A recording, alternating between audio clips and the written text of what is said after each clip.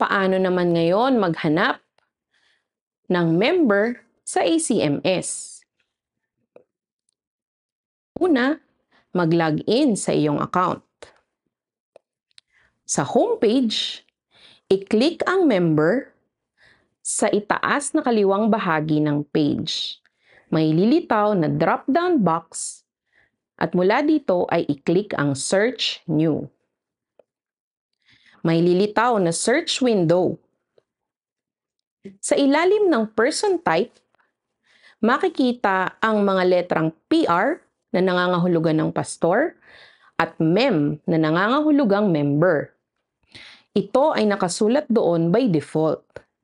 Maaari mo itong baguhin sa pamamagitan ng pag-click ng select at lagyan ng check o i-click ang naaayon na box sa kung ano ang iyong pangangailangan sa iyong hinahanap na miyembro.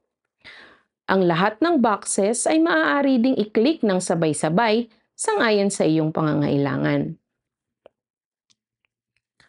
Sa box na nagsasaad ng name, code, email, maaari mong i-type ang buong pangalan ng taong iyong hinahanap.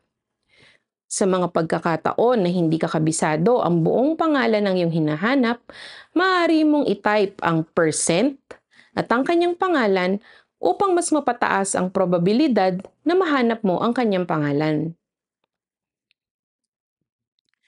Kung ikaw ay naghahanap lamang sa iyong local church registry, maaari mo nang iwang naka-check ang maliit na box sa tabi ng salitang local.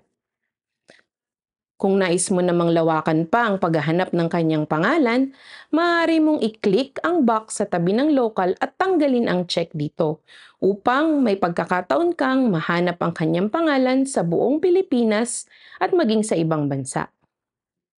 Magkita tayong muli sa susunod para sa iba pang videos patungkol sa ACMS. Muli, magandang araw sa inyong lahat!